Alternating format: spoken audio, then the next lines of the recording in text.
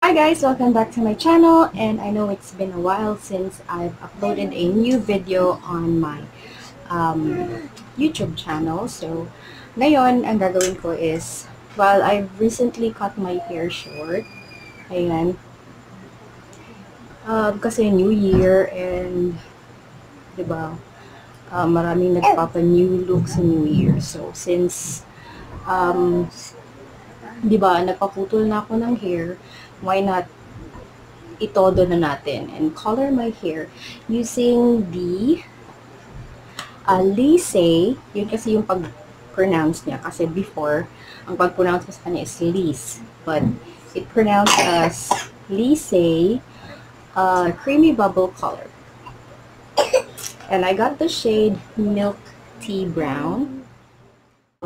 And sobrang sikat nito guys. Lahat siguro ng YouTuber or YouTubers na mga sikat from Miss Anne Klutz, Purple Aries, si Isha, sino pa? Si Say, ay nakatry na nito kasi parang i-promote nila ni siya na hair color. So, ayan. So, I was actually planning to get the marshmallow brown. Pero ito yung binasehan ko sa color eh. And since I have dark hair, ayan, gusto ko ang kalabasan niya is brownish. Kasi yung sa marshmallow brown, ang kalalabasan or ang kanyang result, kung ang hair mo ay black, is parang reddish. And ayoko yung may reddish tone. So, let's open it. Actually, pala, yung price is 485 pesos. But, nung pinansya ng sales lady ay naging 400... Wait. I have the receipt here inside my bag. 449. So, less something. So, let's open it up.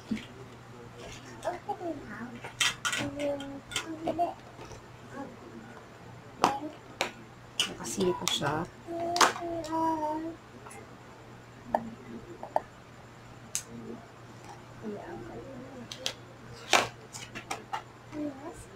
Do not use if you've experienced itchiness, rash, or redness caused by hair coloring. So, alam niyo naman siguro lahat ng laman nito since, di ba, na-review na siya ng mga sikat na YouTubers. So, I'm not gonna, focus sa mga ingredients. This is the parang solution 2, I guess. Yung kanyang rinse off treatment, parang conditioner, yung leaflet niya na sobrang laki. Oops. Siyempre, ang gloves, and yung kanyang ito pala solution 1, this is solution 2.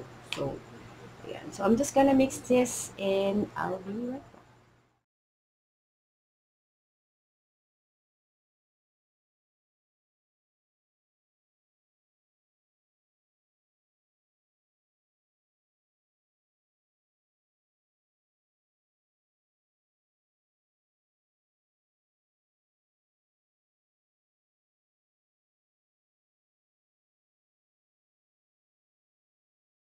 So, this is my hair, guys. Dark siya.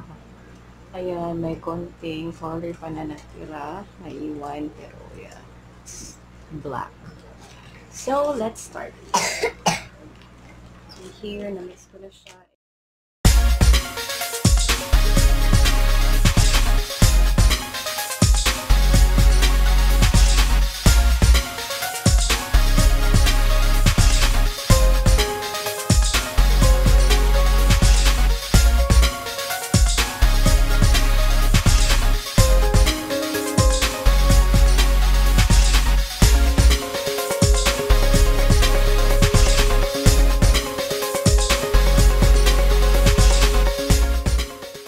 Hi guys, so I'm done putting the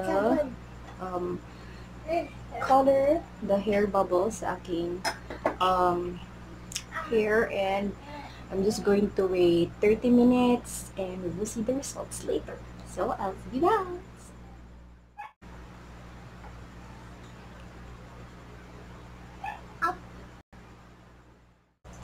Hi guys, I'm back. So, na-rinse ko na yung hair ko and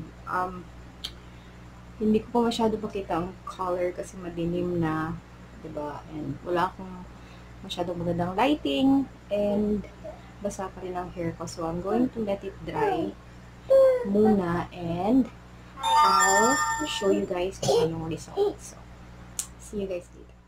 So, hi guys, I'm back and my hair is completely dry. And this is the result. And I'm not really sure if it's really showing sa camera kasi I'm just using a phone and hindi siya masyadong maganda quality, but ayan, I'll just maybe take a photo or a video na lang in the morning to update you guys. But ito yung kanyang kinalabasan. I'm not sure. Hindi siya pantay. Hindi ko alam kung anong maling ginawa ko. But my hair is so soft. And yeah, I'll show you guys with it.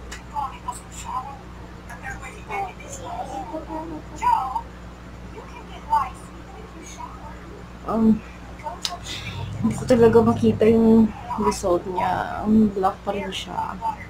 It's kinda sad, but you know, we'll see. And I'll be right back. Hi guys, welcome back to my channel. And as promised, ito na yung hair ko. Ito yung kinalabasan ng pangkulay ko.